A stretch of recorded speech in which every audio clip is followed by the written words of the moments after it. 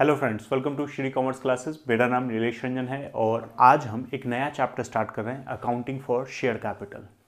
तो accounting for share capital में हमको क्या पढ़ना है, तो इस चैप्टर में हमको क्या क्या पढ़ना है। तो जैसा कि आप देख सकते हैं, पहले तो हमको अकाउंटिंग पढ़ना है। अकाउंटिंग किन चीज़ों का अकाउंटिंग? तो जब कंपनी शेयर्स इशू करती है, उनको फॉरफिट करती है और फिर रीइशू करती है और उनसे जितने भी रिलेटेड ट्रांजैक्शंस हैं, उन सब चीज़ों की अकाउंटिंग हमको यहाँ पे पढ़नी है। ठीक है। उसके बाद बात आती है शेयर्स की और शेयर कैपिटल की। तो शेयर और शेयर कैपिटल के बारे में जानने से पहले हमको कंपनी के बारे में जानना पड़ेगा। तो कंपनी की परिभाषा जो है, डिफिनीशन की बात करें हम,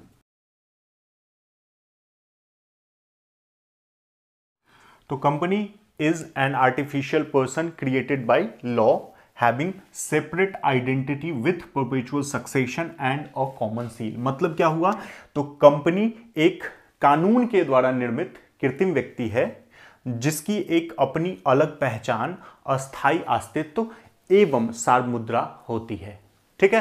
तो यह है हिंदी की परिभाषा। अब हम इनके वर्ड्स को समझते हैं। आर्टिफिशियल पर्सन क्या हुआ?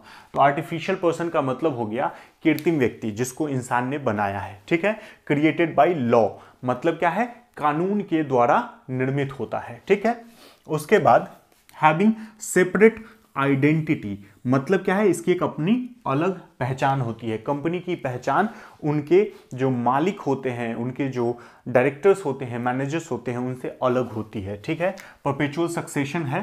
परपेचुअल सक्सेशन का मतलब होता है कि एक अस्थायी अस्तित्व होता है इसका, कि अगर कंपनी से रिलेटेड पर्सन, जो कंपनी का ओनर है या मैनेजर है या डायरेक्टर है, अगर वो मर भी जाता है तो कंपनी चलती रहेगी। वो छोड़कर भी चला जाता है तो कंपनी चलती रहेगी। ठीक है। तो इसी को बोलते हैं परपेचुअल सक्सेशन, मतलब अस्थायी अस्तित्व। और अंत में है कॉमन सील यानी कि सार्वमुद्रा। तो जिस तरह से हम एक सिग्नेचर करते हैं, उसी तरह कंपनी की भी एक अपनी साइन होती है जिसके द्वारा वो डॉक्यूमेंट्स को ऑथोराइज करता है, अधिकृत करता है। ठीक है। तो ये है हिंदी में परिभाषा। ठीक। अब हम बात करते हैं इनके फीचर्स की। कंपनी के फीचर्स क्या क्या हैं?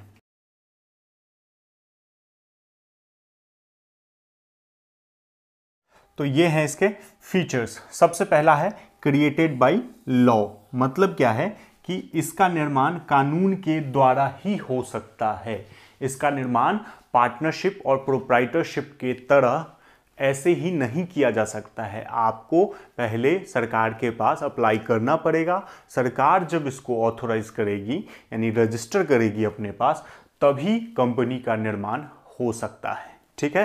तो पार्टनरशिप, प्रोप्राइटरशिप आप देख सकते हैं, कोई भी कहीं भी स्टार्ट कर देता है, लेकिन कंपनी ऐसे स्टार्ट नहीं हो सकता है। तो इसीलिए लिखा हुआ ये क्रिएटेड बाय लॉ है। दूसरा है आर्टिफिशियल पर्सन है। ऑब्वियसली इंसान बना रहे हैं तो आर्टिफिशियल पर्सन ही होगा, लेकिन पर्सन लिखने का यहां पे मतलब यह है कि इसकी एक अपनी अलग पहचान होती है, सेपरेट आइडेंटिटी होती है। इसको आप उसके मालिक के नाम से नहीं जान सकते हैं।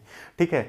मालिक आते जाते रहेंगे, बदलते रहेंगे, लेकिन इसकी अपना अलग पहचान होती है। कंपनी को उसके मालिक के नाम से नहीं जाना जाता है, इसीलिए इसको आर्टिफिशियल पर्सन कहते हैं। ठीक है। सेपरेट आइडेंटिटी मतलब हो गया अलग पहचान, वही कि उसकी अपनी पहचान होती है मालिक से अलग। इसके बाद बात आती है परपेचुअल सक्सेशन की। परपेचुअल सक्सेशन का मतलब होता है अस्थायी अस्तित्व।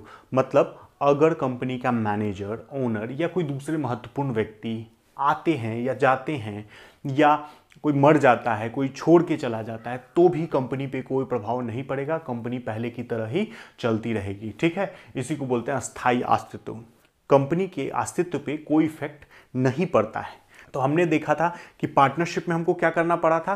तो अगर सभी पार्टनर मर जाते हैं या सभी पार्टनर छोड़ के जाना चाहते हैं, तो उस सिचुएशन में पार्टनरशिप फर्म का डिसोल्यूशन हो जाता था, समापन हो जाता था। लेकिन ऐसा कंपनी के केस में नहीं होगा। जब तक हम कंपनी को बंद नहीं करेंगे अपनी इच्छा से, तो तब तक कंपनी बंद नहीं हो सकती है, चाहे सभी छोड़ के चले जाएं या सभी मर जाएं। ठीक है। उसके बाद है कॉमन सील। कॉमन सील का मतलब होता है सार्वमुद्रा, यानी कि एक सिग्नेचर होता है। जैसे हमारे सिग्नेचर्स होते हैं या हम अंगूठे का निशान लगाते हैं, तो उसी तरह से कंपनी का भी एक अपना साइन होता है जिसको कि कॉमन सील बोलते हैं। ठीक है। तो उसी के द्वारा कंपनी पेपर्स को ऑथराइज करती है अपने नाम पर, ठीक है। उसके बाद है लिमिटेड लायबिलिटी। तो लिमिटेड लायबिलिटी से आपको याद आया होगा कि हमने जब पार्टनरशिप पढ़ा था तो अनलिमिटेड लायबिलिटी पढ़ा था। मतलब अगर पार्टनरशिप फर्म की लायबिलिटी उसके एसेट से ज़्यादा है, यानी कि एसेट्स को बेचने के बाद भी अगर हम लायबिलिटी नहीं चुका पाए हैं, तो उस सिचुएशन में सभी पार्टनर्स की ये जिम्मेवारी बनती थी कि वो अपने पर्सनल प्रॉपर्टी में से पैसा लाकर लायबिलिटी को चुकाए, ठीक है। तो जब तक उनका अपना प्रॉपर्टी पूरा न बिक जाए तब तक उनकी लायबिलिटी बनी रहती थी। इसी को बोलते हैं अनलिमिटेड लायबिलिटी। तो यहां पर लिमिटेड का मतलब है कि ऐसा नहीं है। कंपनी के जो मेंबर्स होते हैं, जो शेयर होल्डर्स होते हैं, वो केवल उतने के लिए ही जिम्मेवार हैं जितने के शेयर उन्होंने खरीदे हैं। अगर कोई कंपनी की लायबिलिटी, बकाया लायबिलिटी 10,000 की है और किसी शेयर होल्डर ने 5,000 रुपये भी चुकाने हैं, तो वो केवल 5,000 रुपये का ही जिम्मेवार है। 5,000 रुपये चुका देने के बाद उस लायबिलिटी का भुगतान हुआ या नहीं हुआ, उससे उसको कोई फर्क नहीं पड़ता है। तो इसीलिए इसको हम लिमिटेड लायबिलिटी कहते हैं। उसके बाद आ गया मैनेजमेंट एंड ओनरशिप। मतलब क्या है कि कंपनी के केस में जो कंपनी का संचालन करते हैं वो लोग अलग होते हैं और जो कंपनी के मालिक होते हैं वो लोग अलग होते हैं। कभी भी कंपनी का संचालन करने वाले और कंपनी के मालिक एक नहीं हो सकते हैं। जबकि प्रोप्राइटरशिप और पार्टनरशिप के केस में हमने देखा है कि जो कंपनी के ओनर होते हैं वही मैनेजमेंट का भी काम संभालते हैं या पूरी तरह से मैनेजमेंट को कंट्रोल करते हैं। यहाँ पे ऐसा नहीं है। बस अपॉइंटमेंट से रिलेटेड जो मेन अपॉइंटमेंट होता है उससे रिलेटेड काम ऑनर्स का होता है। उसके बाद का सारा संचालन का कार्य वो ही लोग देखते हैं। हर बात में इंटरफेरेंस नहीं होती है मालिकों की, यानी कि शेयर होल्डर्स हर बात में इंटरफेयर नहीं करते हैं, ठीक है। तो ये हैं कंपनी के फीचर्स। अब इसके बाद बात आती है कंपनी के प्रकार की। कंपनी कितने प्रकार के होते हैं? तो वैसे तो कंपनी को अलग अलग आधार पर अलग अलग भागों में बांटा गया है, लेकिन जो मेन बंटवारा किया जाता है कंपनी का वो 3 भागों में होता है। एक नया कॉन्सेप्ट है ये 1 पर्सन कंपनी, पहले नहीं था।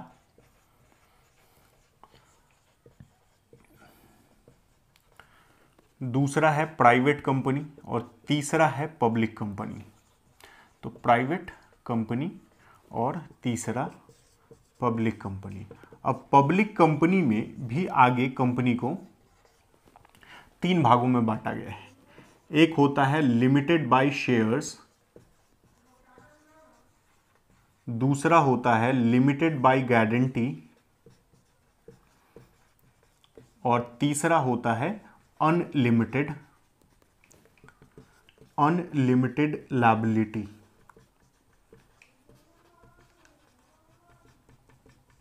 Unlimited liability company. तो ये हैं टाइप्स ऑफ कंपनीज। इसमें सबसे पहला है 1 पर्सन कंपनी, मतलब एक व्यक्ति कंपनी। इसमें कंपनी का मालिक केवल एक व्यक्ति ही होता है, यानी कि एक ही शेयर होल्डर होता है कंपनी का, ठीक है। दूसरा है प्राइवेट कंपनी। प्राइवेट कंपनी मतलब जिसके नाम के आगे प्राइवेट लिमिटेड लगा होता है, पीवीटी एलटीडी लिखा होता है, ठीक है। मतलब क्या हो गया कि इस कंपनी का शेयर मार्केट में आपको नहीं मिलेगा, ठीक है। ये निजी कंपनी है, ये आपसी सहमति के द्वारा जिनको शेयर देना चाहेंगे या जिनको शेयर होल्डर बनाना चाहेंगे उन्हीं को शेयर देते हैं, तो इसीलिए ये प्राइवेट कंपनी कहलाती है। उसके बाद आती है पब्लिक कंपनी। पब्लिक कंपनी वो होती है जिसके शेयर्स स्टॉक मार्केट पर खरीदे या बेचे जा सकते हैं और इसे कोई भी खरीद सकता है, कोई भी बेच सकता है, ठीक है। तो ये होती है पब्लिक कंपनी। पब्लिक कंपनी में भी अलग अलग 3 है। एक है लिमिटेड बाय शेयर्स, एक है लिमिटेड बाय गारंटी और एक है अनलिमिटेड लायबिलिटी कंपनी। मतलब क्या हो गया कि लिमिटेड बाय शेयर्स, अगर आपने जितने का शेयर खरीद रखा है आपका दायित्व उतने तक ही सीमित है, उससे ज़्यादा नहीं। 200 का शेयर है तो आपको 200 रुपये ही देना है, उससे ज़्यादा देने की जरूरत नहीं है या आपसे मांगा भी नहीं जाएगा। दूसरा है लिमिटेड बाय गारंटी। मतलब क्या है कि इसमें शेयर्स का कोई चक्कर नहीं होता है, आप गारंटी देते हैं कंपनी को कि कभी भी मैं इतना पैसा कंपनी को दे दूंगा। उसकी गारंटी दी जाती है कि अगर ज़रूरत पड़ेगी तो इतना पैसा कंपनी मेरे से मांग सकती है, ठीक है, और मैं इतना पैसा देने के लिए जिम्मेवार हूं। उसके बाद आता है अनलिमिटेड लायबिलिटी कंपनी। इसमें लायबिलिटी सीमित नहीं है, ये पूरी तरह पार्टनरशिप का जो अनलिमिटेड लायबिलिटी वाला कॉन्सेप्ट हमने पढ़ा था उसी की तरह हो जाता है अनलिमिटेड लायबिलिटी कंपनी। ठीक है, तो ये हैं टाइप्स ऑफ कंपनीज, यानी कि कंपनी के प्रकार। अब इसके बाद हमको जानना है कि शेयर्स क्या होते हैं, यानी कि अंश किसे कहते हैं। तो कंपनी की पूंजी छोटे छोटे भागों में विभाजित होती है और इन्हीं छोटे छोटे भागों को अंश कहते हैं। तो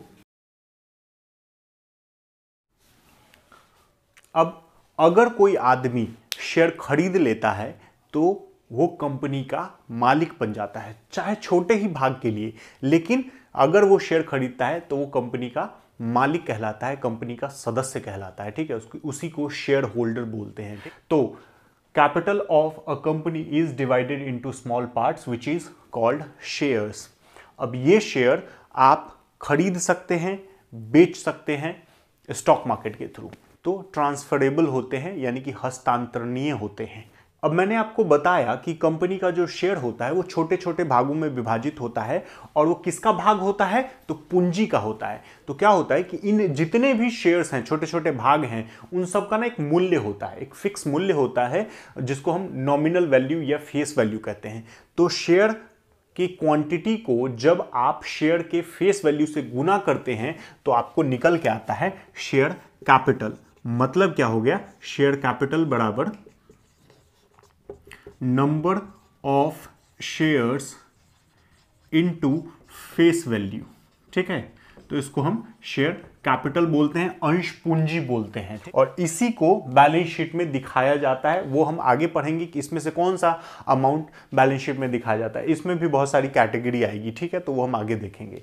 अब अंश दो प्रकार के होते हैं, कौन कौन से, तो एक होता है समता अंश और दूसरा होता है पूर्वाधिकार अंश। Types of shares, equity shares और प्रेफरेंस शेयर्स। इक्विटी शेयर्स क्या होते हैं, समता अंश बोलते हैं इसको। ठीक है, समता अंश क्या होते हैं, तो ऐसे अंश जो पूर्वाधिकार नहीं है, shares which are not preference shares. ठीक है, और पूर्वाधिकार अंश की परिभाषा दी हुई है।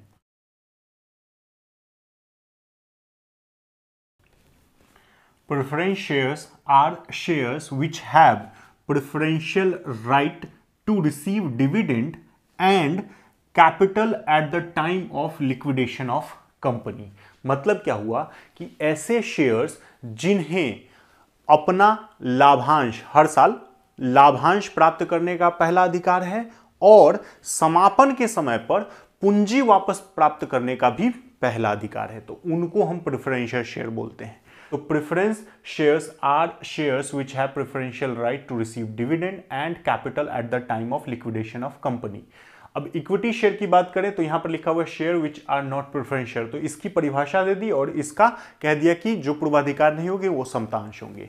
अब इन दोनों में से कंपनी का असली मालिक कौन होता है, इसको समझने के लिए आप छोटा सा एग्जांपल ले सकते हैं कि किसी भी बिजनेस में सबसे अंत में किसको लाभ या हानि मिलता है। अगर लाभ है तो लाभ ऑब्वियसली, अगर हानि बचा तो हानि उसके हिस्से में जाएगा। किसको मिलता है, तो कंपनी के असली मालिक को सबसे अंत में पैसा मिलता है। ठीक है, न लेनदार को न देनदार को, किसी को नहीं, सबसे अंत में कंपनी के मालिक को मिलता है और जितना बचता है वो सब उसी का। ठीक है, तो कहने का मतलब सबसे ज्यादा रिस्क वही लेता है तो सबसे ज्यादा रिटर्न भी उसी को मिलने के चांस होते हैं। यहां पे भी वही सिस्टम है। प्रेफरेंस शेयर में अगर आप देखिएगा तो प्रेफरेंस शेयर अपना पैसा, लाभ में जो हिस्सा है उसका पहले ले रहा है, जबकि इक्विटी शेयर के केस में क्या है कि प्रेफरेंस शेयर को जब मिल जाएगा, बाकी पेमेंट तो पहले भी हो चुके हैं, उसके बाद प्रेफरेंस शेयर को मिला और सबसे अंत में किसको पैसा मिल रहा है, तो इक्विटी शेयर को मिल रहा है। तो देखा जाए तो मालिक का असली गुण इक्विटी शेयर में है और असली मालिक भी इक्विटी शेयर होल्डर ही होता है। मतलब इक्विटी शेयर कंपनी का असली मालिक होता है और कंपनी के जो महत्वपूर्ण निर्णय होते हैं उसमें वोटिंग करने का भी अधिकार इक्विटी शेयर वाले को मिलता है, जबकि प्रेफरेंस शेयर को ऐसा कोई अधिकार नहीं होता है। उसको बस डिविडेंड पहले मिल जाएगा और अगर कंपनी समाप्त होगा तो उस समय पर उसका पैसा जल्दी मिल जाएगा। ठीक है, इक्विटी शेयर होल्डर वाले को ऐसा नहीं है, अगर लाभ नहीं होगा या अपर्याप्त होगा तो वो उतने लाभ से ही काम चलाएगा। ठीक है, तो कंपनी में प्रॉफिट हो लॉस हो सब अंत में उसी के हिस्से जाता है। प्रेफरेंस शेयर को कुछ भी ऐसा नहीं मिलता है, इसीलिए वो कंपनी का मालिक नहीं माना जाता है, इसको एक लायबिलिटी की तरह भी मानते हैं। तो ये है आपका टाइप्स ऑफ शेयर्स। तो प्रेफरेंस शेयर्स को भी अलग अलग आधार पे बांटा गया है, तो उसमें हम कोई ज्यादा डिटेल में नहीं जाएंगे, बस जान लेते हैं कि क्या क्या है। तो ये हैं आपको प्रेफरेंस शेयर्स के जो प्रकार हैं on the basis of dividend. तो डिविडेंड जो मिलता है प्रेफरेंस शेयर्स को, उसके आधार पे उसको दो भागों में बांटा गया है, एक है कम्युलेटिव, एक है नॉन कम्युलेटिव। मतलब क्या है कि अगर किसी साल लॉस हो जाता है और हम प्रेफरेंस शेयर को डिविडेंड नहीं दे पाते हैं तो इस साल का डिविडेंड अगले साल मिलेगा उसको, अगले साल वाले डिविडेंड के साथ। अगर 2 साल तक कंटिन्यू नहीं दे पाते हैं डिविडेंड लॉस होने की वजह से या अपर्याप्त लाभ की वजह से, तो फिर अब तीसरे साल में प्रेफरेंस शेयर्स को इन 2 सालों का और तीसरे साल का मिला के डिविडेंड देंगे। तो इनका जो डिविडेंड होता है वो जुड़ता चला जाता है, ठीक। तो इसीलिए इसको कम्युलेटिव बोलते हैं। नॉन कम्युलेटिव का मतलब है ऐसा कोई अधिकार इसके पास नहीं है, यानी कि अगर इस साल का लाभ का हिस्सा नहीं मिला है, लाभांश नहीं मिला है, तो खत्म, अगले साल केवल अगले साल का मिलेगा, पिछले साल वाला जोड़कर नहीं मिलेगा, ठीक। उसके बाद है दूसरा कन्वर्जन के बेसिस पे, यानी कि बदलाव के आधार पे।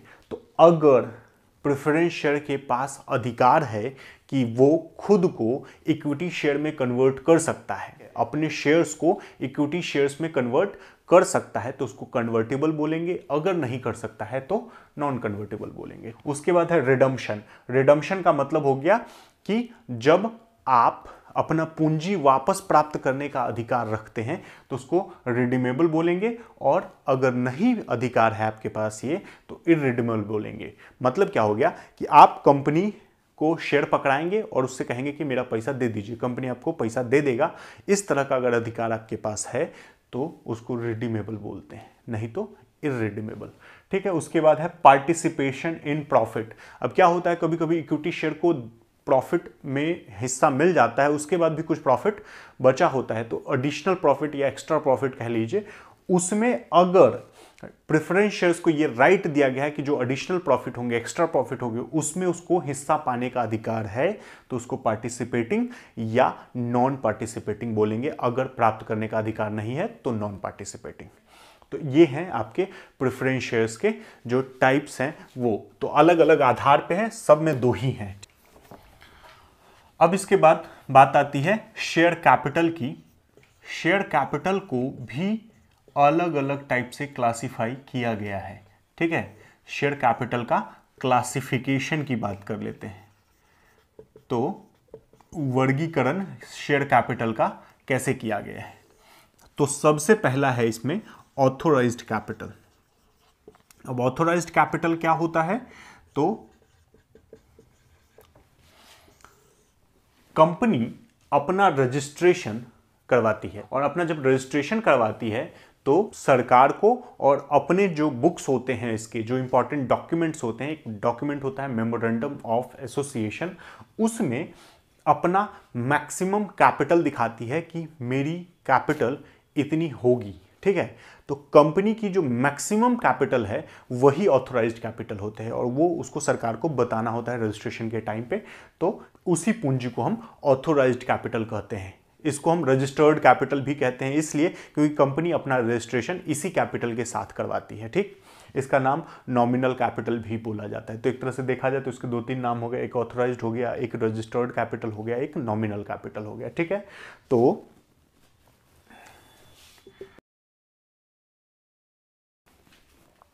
Maximum capital of a company stated in memorandum of association. इसके बाद आता है इशूड कैपिटल। अब इशूड कैपिटल क्या है, तो कंपनी का टोटल कैपिटल तो ये हो गया, लेकिन ऐसा जरूरी नहीं है कि कंपनी की पूरी पूंजी की जरूरत उसको शुरू में ही पड़ जाए, ठीक है। तो वो अपनी पूरी पूंजी में से जितना हिस्सा बेचने के लिए, यानी कि जनता को खरीदने के लिए कहती है, उसको इशूड कैपिटल कहते हैं, निर्गमित पूंजी कहते हैं। तो इसको हम ऐसे भी कह सकते हैं कि ऑथोराइज्ड कैपिटल का वह हिस्सा जिसके लिए कंपनी जनता से आवेदन आमंत्रित करती है। तो part of authorised capital for which company invites application for subscription from public. मतलब क्या हो गया कि अधिकृत पूंजी का वह हिस्सा जिसके लिए कंपनी जनता से आवेदन आमंत्रित करती है। ठीक है, उसके बाद आता है subscribed capital. Part of issued capital for which application has been received by company. मतलब क्या है कि निर्गमित जो किया था हमने पूंजी, जितना शेयर हमने बेचने के लिए रखा था, इशू किया था, उतने में से जितने के लिए जनता ने आवेदन दिया है उसी को बोलते हैं सब्सक्राइब्ड कैपिटल। इसके बाद बात आती है कॉल्ड अप कैपिटल की। अमाउंट आस्क्ड और called up by company on subscribed shares. मतलब क्या हुआ कि जनता ने जितने भी अंशों के लिए आवेदन दिया था और हमने वो शेयर्स इशू कर दिए थे, तो उन शेयर्स पे फिर हम पैसा मांगते हैं। लेकिन कॉल्ड अप का केस तभी आएगा जब शेयर्स पे किस्तों में हम पैसा मांगते हैं, एक मुश्त न मांगकर किस्तों में पैसा मांगते हैं। अब किस्तों में मांगेंगे तो हो सकता है कुछ किस्त हमने मांग लिए हैं और कुछ किस्त बचे रह गए हैं, तो उस सिचुएशन में जो किस्त मांग लिए हैं उसी को कॉल्ड अप कैपिटल कहते हैं। ठीक है, तो अमाउंट आस्क्ड और called up by company on subscribed shares. अब लास्ट वन है paid up capital. Amount paid by share holders on demand made by company. अब कंपनी ने पैसे मांगे तो जितना पैसा उसमें से शेयर होल्डर्स चुका देंगे उसको पेड अप कैपिटल बोला जाता है। अब यहीं पे कॉन्सेप्ट आता है रिजर्व कैपिटल का। तो रिजर्व कैपिटल कैपिटल का वो हिस्सा है जो कंपनी ने मांगा नहीं है। और किस लिए मांगा नहीं है? तो जब समापन होगा उस वक्त जो हमको जरूरत पड़ेगी उसके लिए बचा के रखा हुआ है, तो उसको हम रिजर्व कैपिटल बोलते हैं। तो ये है हमारा टोटल शेयर कैपिटल का कॉन्सेप्ट। अब इसके अगले वीडियो में मैं आपको अकाउंटिंग ट्रीटमेंट के बारे में बताऊंगा। इस पूरे कॉन्सेप्ट में अगर आपको कहीं भी कोई दिक्कत आती है तो आप YouTube के कमेंट बॉक्स में, फेसबुक मैसेंजर पे या इंस्टाग्राम पे हमसे कांटेक्ट कर सकते हैं। आप टेलीग्राम के माध्यम से भी हमसे संपर्क कर सकते हैं। अगर आपको ये वीडियो पसंद आया है तो वीडियो को लाइक करें, पेज को सब्सक्राइब करें और बेल आइकन दबाएं। धन्यवाद।